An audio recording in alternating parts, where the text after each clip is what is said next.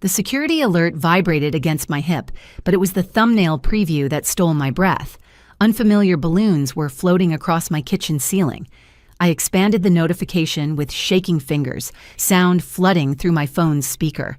Laughter, clinking glasses, and my brother's unmistakable voice declaring a toast. To new beginnings in our perfect home. The camera feed showed what should have been impossible. My brother Owen standing in my living room, champagne flute raised high, surrounded by nodding relatives and cheering children. They ran wild across the hardwood floors I'd paid to have refinished just last week. My sister-in-law Heather perched on my kitchen island, wine glass dangling from manicured fingers, looking like she belonged there. In a home no one should have known I owned, a home no one had keys to except me. A home I'd equipped with a comprehensive security system just 2 days ago, complete with motion-activated cameras and smartphone alerts. My name is Rachel. I'm 32 and a financial analyst. This is the story of how I reclaimed what was stolen without losing myself in the process. 5 years of overtime, selling my car, canceling vacations, taking on consulting work on weekends, all of it distilled into the deed tucked safely in my glove compartment. The lakeside property had been my silent obsession, my secret project. I'd closed on it 3 days ago without telling a soul, wanting the satisfaction of revealing it on my own terms, at my own moment. Yet somehow, they'd found out. Somehow, they were inside. I pressed my back against my office wall and slid to the floor, the world narrowing to the screen in my hands. The neighbor who'd texted the alert hadn't exaggerated. This wasn't just trespassing. This was claiming. "We deserve this upgrade," Owen continued, his voice carrying through the speaker. "After years of struggling while others had it easy." Others had it easy? My jaw clenched so tightly I tasted metal. I'd worked 70-hour weeks while Owen bounced between jobs, complained about his bad luck, and borrowed money he never returned. Yet our parents always praised his ambition, while treating my stable career as somehow less impressive. I watched him gesture expansively around my living room, the room where I'd planned to finally build the life I'd sacrificed for, the room I hadn't even slept in yet. My finger hovered over the emergency contacts. Then, with a clarity that felt almost serene, I dialed the police instead. "This is Rachel Bennett. I own a home on Willowbrook Lane. There are people inside who shouldn't be there."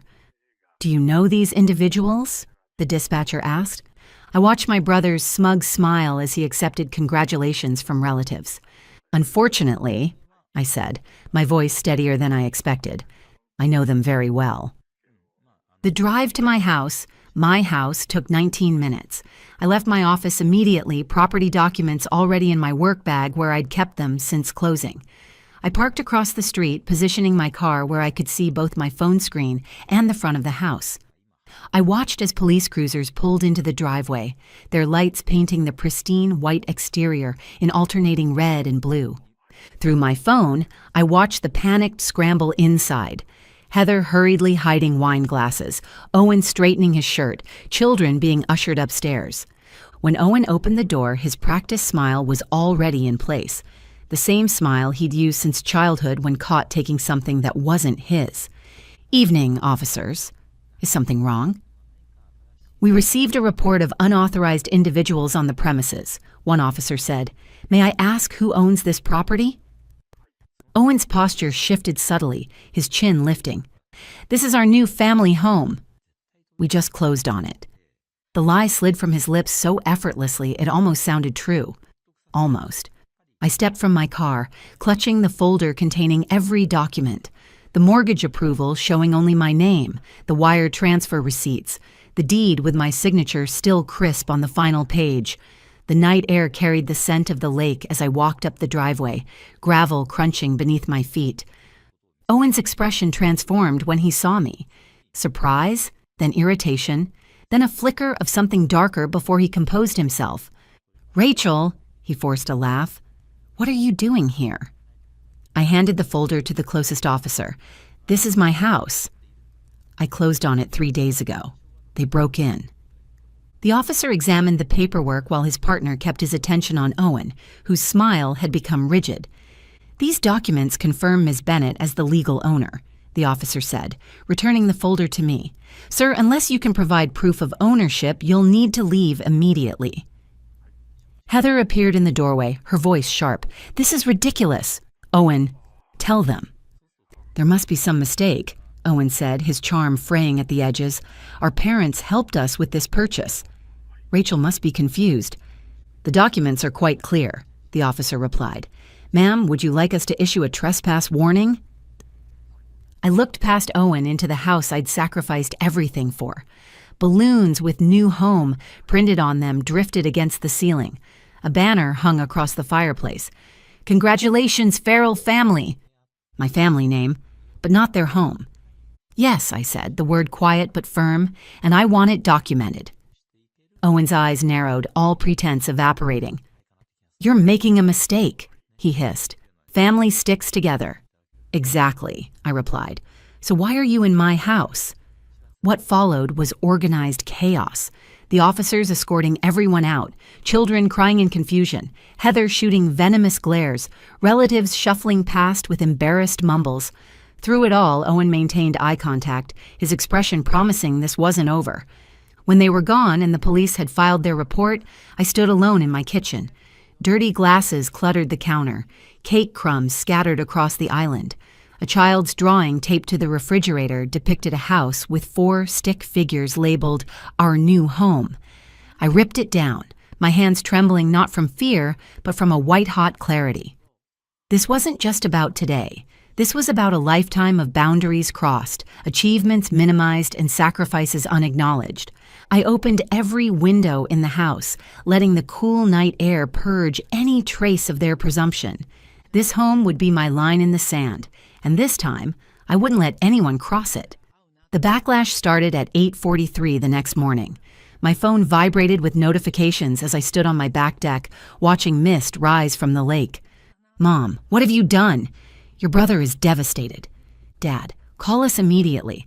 This family situation needs to be resolved.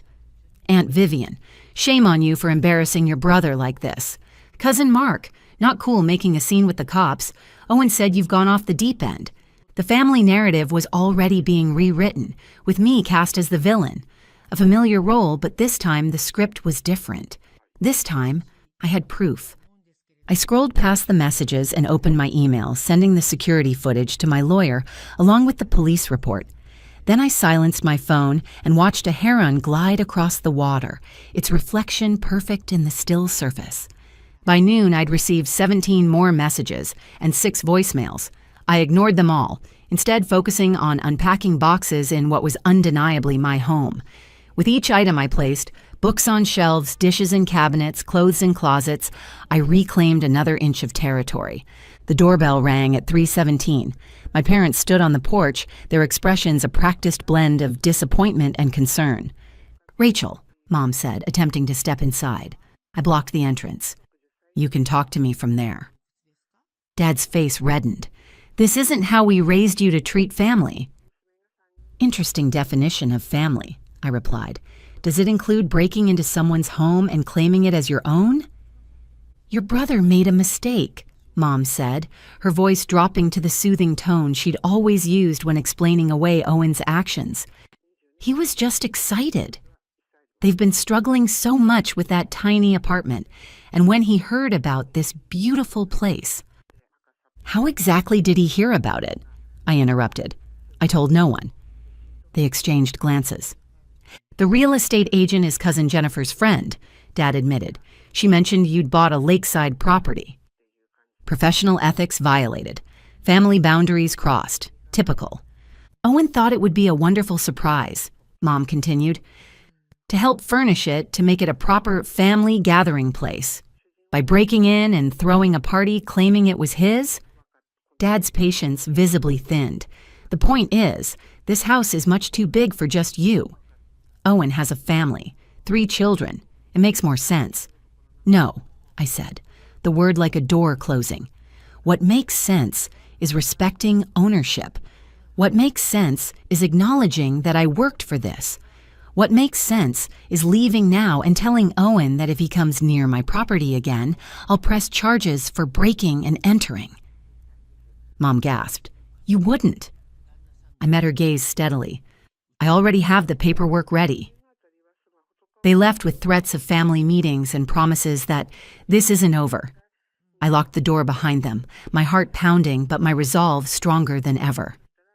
That evening, I received a text from Owen. We need to talk like adults. Meet me at Riverside Cafe tomorrow, 1 p.m. I considered ignoring it, but confrontation delayed was merely confrontation postponed. Better to end this cleanly. I'll be there. The cafe bustled with lunch crowds when I arrived the next day. Owen sat at a corner table, dressed in the tailored shirt and polished smile he wore for important negotiations. I recognized the setup immediately. Public location to prevent a scene, casual environment to suggest reasonableness. Rachel, he stood, gesturing to the chair opposite him. Thanks for coming. I remained standing. What do you want, Owen? Please sit. I've ordered your favorite, lemon tart and Earl Grey. The same tactic he'd used since childhood, small gestures to distract from larger transgressions. I sat but pushed the plate aside. You have 10 minutes. His smile flickered. Look, things got out of hand. I admit that. But you have to understand our situation. The kids need space to grow.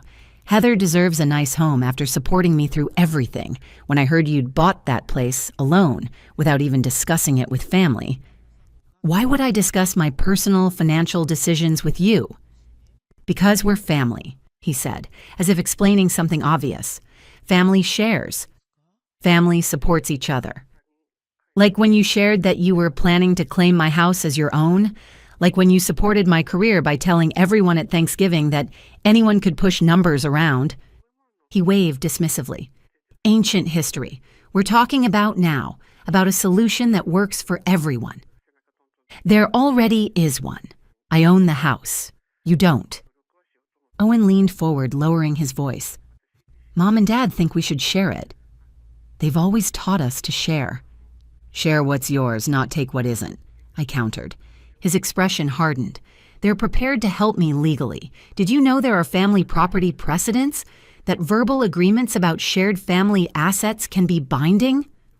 I almost laughed. There are no verbal agreements. There are security recordings of you breaking in and falsely claiming ownership. There's a police report. There's a deed with only my name on it. It will get ugly, he warned. Family gatherings, holidays, Mom and Dad's anniversary. Do you really want to be the one who divided everyone? The familiar weight of family expectation pressed down. The assumption that I would yield, accommodate, sacrifice. That piece was my responsibility, never his. I stood, placing my hands flat on the table. Owen, let me be absolutely clear. That house is mine. Not yours, not ours, mine. If you try to take it through manipulation, legal threats, or another break-in, I will respond with every document, recording, and legal option available to me. This isn't a negotiation. His mask slipped, showing the entitlement beneath. You've always been selfish. Always had to prove you're better than everyone. Well, congratulations. You've proven you're willing to hurt your own family for bricks and mortar. I felt a strange calm descend. No, Owen. I've proven I'm willing to protect what's mine from someone who never learned the difference between ours and yours. As I walked away, he called after me. You'll regret this when you're all alone in that big empty house. I didn't turn back. For the first time in our shared history, I wasn't the one who would be living with regret. The escalation was predictable. Within days, social media filled with carefully crafted posts. Owen and Heather with their children squeezed into their apartment, captions lamenting how some people hoard space while families struggle. Relatives commented with supportive outrage. Friends I hadn't spoken to in years messaged asking why I was being so difficult about sharing. The narrative spread like carefully directed wildfire. I documented everything. Screenshots, messages, the increasingly hostile voicemails. My lawyer nodded grimly as I forwarded each piece of evidence. They're building a case for emotional pressure, she explained, but they have no legal standing. The property is unquestionably yours.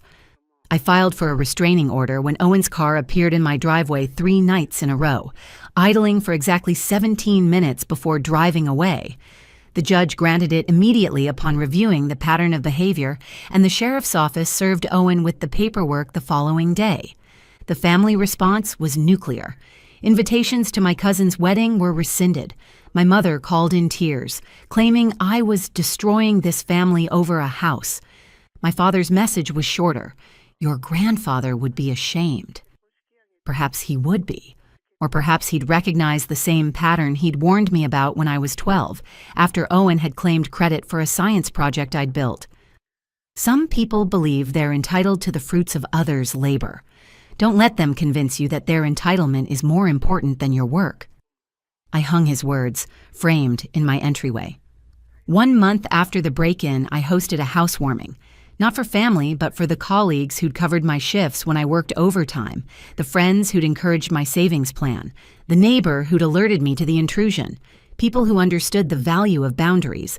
As they filled my home with genuine congratulations and thoughtful gifts, I realized something profound. Family isn't defined by shared DNA, but by shared respect. That evening, after everyone had left, I sat on my deck watching fireflies dance over the lake. My phone buzzed with a text from a number I didn't recognize. I told Owen what he did was wrong. Not everyone in the family agrees with him. Congratulations on your beautiful home, Cousin Diane. I saved the number, grateful for the small bridge in what had become a family divided by my refusal to yield. I later learned she'd gotten my number from a mutual friend after her previous messages, through family channels, had been blocked. It wasn't reconciliation with everyone. It wasn't the fairy tale ending where my brother acknowledged his wrongs, and the family united in understanding. It was something more valuable, proof that standing firm didn't mean standing alone. 2 months later, I received official notice that Owen and Heather had purchased a home across town, smaller than mine, but within their actual budget. The social media campaign quietly disappeared. Family gatherings remained tense, with some relatives still treating me as the villain of the story. I filed a formal complaint against the real estate agent who had disclosed my confidential purchase to Cousin Jennifer. The state licensing board issued her a formal reprimand and fine for ethics violations. As for my parents, we established a fragile peace built on clear boundaries. They now call before visiting and have stopped bringing up sharing the house. Christmas was spent at separate tables, mine filled with chosen family, theirs with those who still believed Owen's version. The divide was painful but necessary, a price paid for self-respect that I would willingly pay again. But the key fact remained unchanged. When I turned the lock each night, I entered a space that was unquestionably mine, a space I'd earned through work, protected through resolve, and filled with a life built on my own terms. The security system still sends alerts to my phone. But now, the only people who cross my threshold are those who understand that respect isn't optional. It's the foundation on which everything else is built. Some boundaries, once drawn, should never be erased. Some lessons, once taught, change every relationship that follows. And some victories aren't about winning against others, but about finally standing firmly for yourself.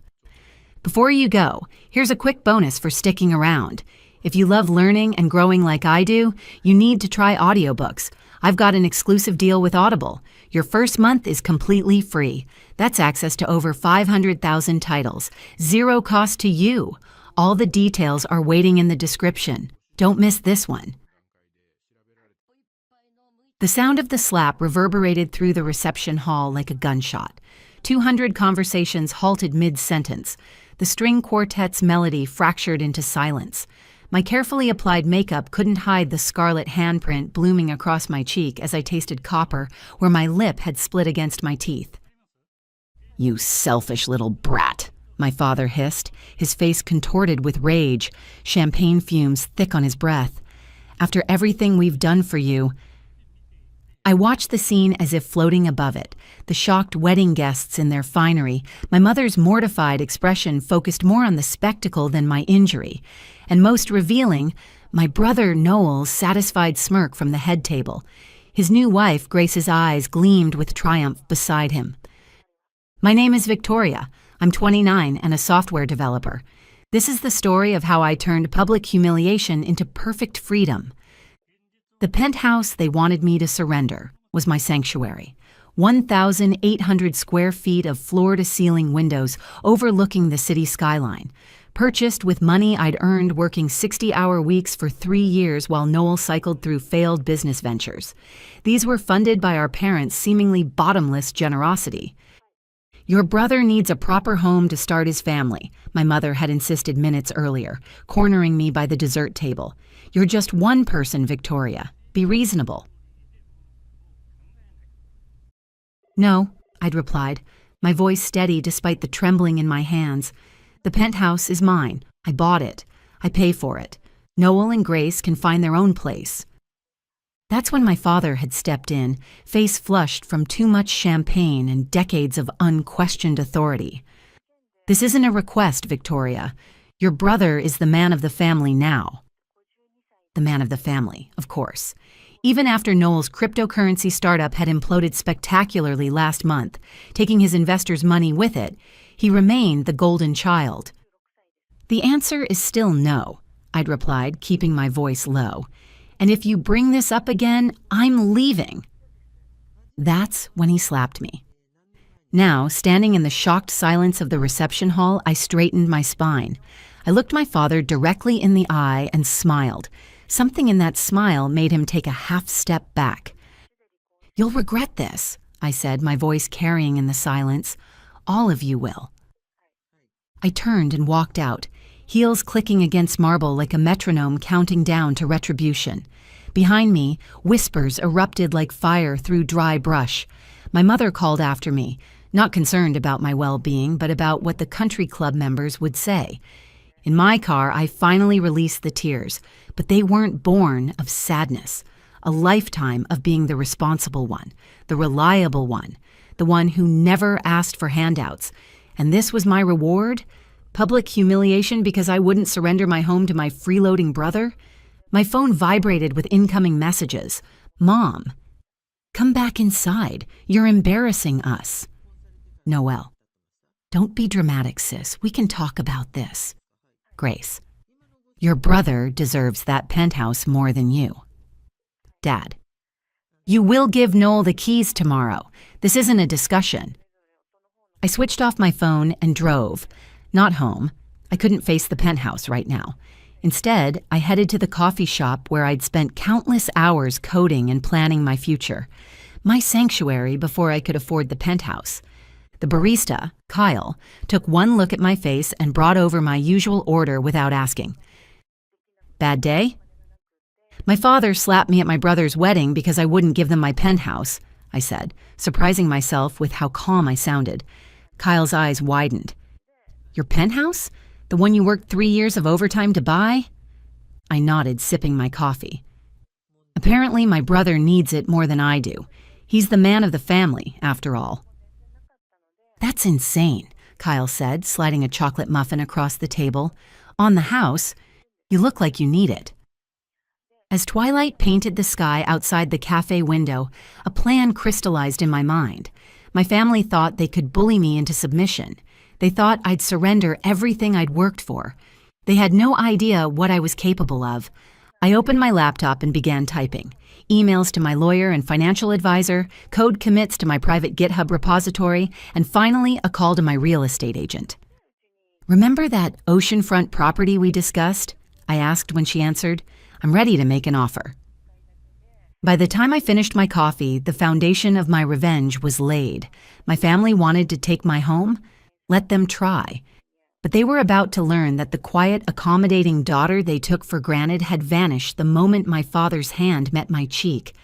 This was war, and I intended to win. The next morning, my parents showed up at my penthouse unannounced. My father stormed past the doorman, who'd already called to warn me they were coming. I met them at my door dressed in my best power suit, laptop in hand. "Where are you going?"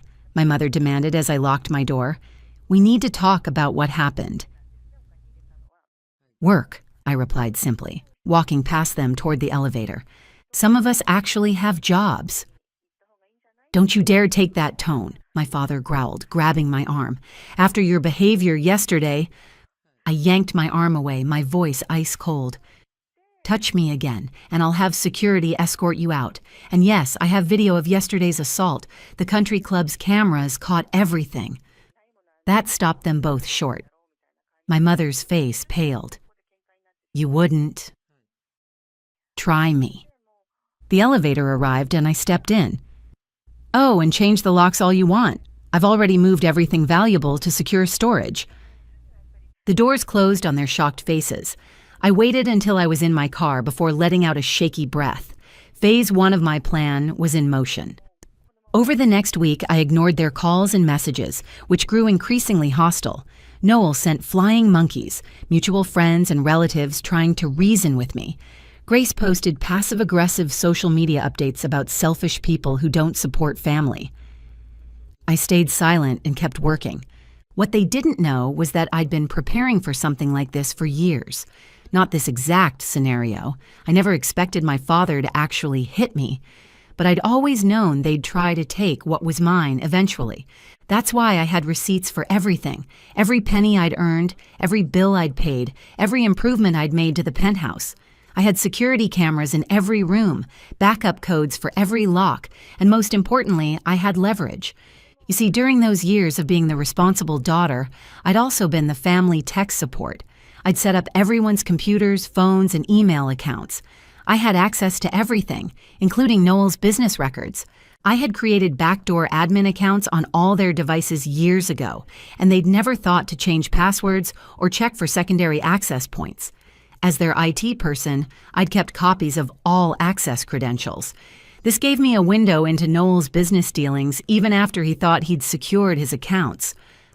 On day 10 of radio silence, my mother tried a new approach. She showed up at my office with tears in her eyes. Your father is sorry, she said, settling uninvited into the chair across from my desk. He was just upset. You know how he gets when he's worried about Noel. Worried about Noel? I kept typing, not looking up. Or worried about what Noel's investors might do when they find out where their money really went. Her sharp intake of breath told me I'd hit a nerve. I don't know what you're talking about, she said carefully. No? I finally looked at her. So you don't know about the offshore accounts? The shell companies? The consulting fees Noel paid to Dad's business? The color drained from her face. How did you... I'm very good at what I do, Mom. Did you really think I wouldn't notice when Noel used my old coding projects in his crypto startup that failed? The code had my digital signature embedded in it. I could trace exactly how he'd repurposed my work. It wasn't a scam, she protested weakly. He just made some mistakes. Fraud isn't a mistake. It's a crime. I turned my laptop around, showing her the documents I'd compiled, and Dad helped him do it. She stared at the screen, her hands trembling. What do you want? I want to be left alone. No more demands, no more flying monkeys, no more social media drama. The penthouse is mine. End of discussion. And if we refuse? I smiled, the same smile I'd given them at the wedding.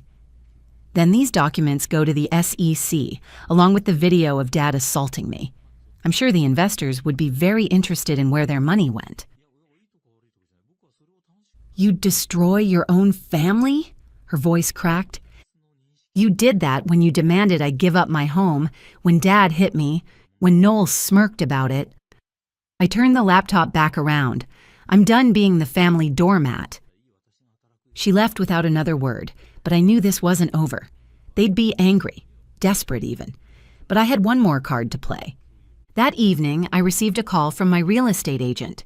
The oceanfront property, a luxury apartment complex I'd been eyeing for months, was mine. My tech career had been exceptionally lucrative, and I'd been investing carefully for years. I had built a portfolio that had grown substantial enough to secure financing for the property, the same complex where Noel and Grace had been hoping to rent their dream apartment. I logged into my private GitHub repository and pushed the final changes to my latest project, a property management system I'd been developing on the side. The same system Noel had tried to steal for his failed startup. My phone buzzed with a text from Noel. Mom told me what you're doing. You can't prove anything. I smiled, sending back a single screenshot of his private server logs. His next message came quickly. What do you want? Distance, I replied. Complete and total. No contact, no demands, no family obligations. The penthouse and my life are off limits. And if I refuse, then I own your dream apartment complex, have proof of your financial misconduct, and enough documentation to bury both you and Dad. Your choice. The typing indicator appeared and disappeared several times before his response came through. You've changed? No, I wrote back. I just stopped pretending to be who you wanted me to be. I put my phone on silent and walked out onto my penthouse balcony, watching the city lights flicker to life. The sun was setting on the family I'd known, but I felt lighter than I had in years. Sometimes the best revenge isn't about destroying your enemies. It's about finally, truly becoming yourself. 3 months after the wedding incident, I sat in my penthouse living room, sipping coffee and reviewing tenant applications for my oceanfront complex. The property was proving to be an excellent investment, especially after I implemented my management system. My phone buzzed with a notification. Noel and Grace had been evicted from their luxury rental after failing to pay rent for 2 months. I had set up automatic alerts for their unit in my property management system, so I received notifications about their payment status. I wasn't surprised.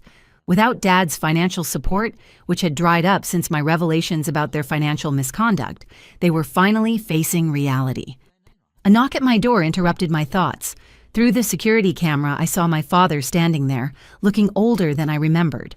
For a moment, I considered ignoring him, but curiosity won out. What do you want? I asked through the intercom.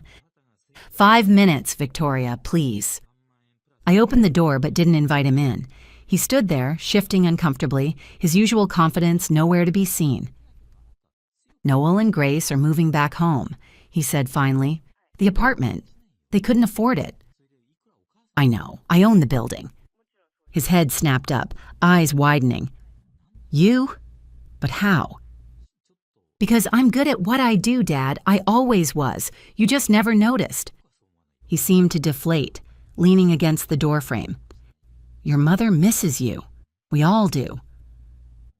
No, I corrected him. You miss having someone to push around, someone to sacrifice everything for Noel. That person doesn't exist anymore. I was wrong, he said quietly, about everything. The slap, the demands, protecting Noel. I've lost everything because of it. It was true. After my threats of exposure, he'd been forced to step down from his company's board. I'd learned this through business contacts in my professional network, who forwarded me the press release about his early retirement. His reputation in the business community was in tatters, though I'd never actually released the documents. The threat had been enough. You haven't lost everything, I said. You still have your golden child. Isn't that what matters? Victoria, please. We're family. Family? I laughed. Family doesn't demand someone give up their home. Family doesn't hit you in public. Family doesn't smirk while watching it happen. He flinched at each point, but I wasn't done. You know what I realized after the wedding? I've never needed any of you. Every success I've had, every achievement, was in spite of you, not because of you. I know, he whispered. I know that now. I studied him. This man who'd loomed so large in my life, who'd seemed so powerful and intimidating. Now he just looked small. 5 minutes are up, I said, starting to close the door. Wait. He reached into his jacket and pulled out an envelope. Your mother wanted you to have this. It's an invitation to her birthday dinner next week. We would really like you to come. I took the envelope but didn't open it. I'll think about it. After he left, I sat on my balcony, turning the invitation over in my hands. Part of me wanted to throw it away to maintain the distance I'd worked so hard to establish, but another part, a stronger part, knew that true victory wasn't in perpetual estrangement. It was in having the power to choose my own terms. The following week, I did attend my mother's birthday dinner. I arrived late and left early, speaking little but observing much. Noel and Grace sat in sullen silence, their designer clothes replaced by department store brands. My father stayed sober, watching his words carefully. My mother tried too hard, her smile brittle with anxiety. They were all walking on eggshells, afraid of the power I now held. but I had no interest in wielding it like a weapon. Instead, I used it as a shield, protecting the life I'd built for myself. Over the following months, a new family dynamic emerged. They learned to respect my boundaries, to accept that I wouldn't be their safety net anymore. Noel and Grace found modest jobs and a small apartment they could actually afford. My father stayed involved but distant, sending occasional emails about business opportunities he thought might interest me. My mother took longer to adjust, still trying to play peacemaker, still hoping for the daughter she'd always wanted me to be. But eventually, she too learned to accept the woman I actually was. 1 year after the wedding, I hosted a small dinner party in my penthouse, not for family, but for the people who truly supported me. Kyle from the coffee shop, who'd given me space to plan my revenge over countless cups of coffee. He had since become my boyfriend after months of growing closer through regular coffee dates. My real estate agent, who'd helped me secure my newest investment. My lawyer, who'd protected my interests without question. As we enjoyed dinner on my balcony, watching the sunset paint the city gold, Kyle raised his glass. "To Victoria," he said, "who turned a slap into an empire." I smiled, thinking about how that moment of public humiliation had led to this, not just financial success, but true independence, the ability to set boundaries, to demand respect, to live life on my own terms. Sometimes the best revenge isn't about getting even, it's about getting better, stronger, wiser. And sometimes it's about learning that the family you choose can be more valuable than the family you're born into. I raised my glass to join the toast, finally at peace with all of it. The slap, the demands, the aftermath. They had tried to take my home, but instead, they'd given me my freedom. And that was worth more than any penthouse. My relationship with my family would never return to what it was before. We maintained a distant formal connection with clear boundaries that they now respected. I'd forgiven them enough to allow limited contact, but would never again allow them the power to hurt me. That chapter was permanently closed.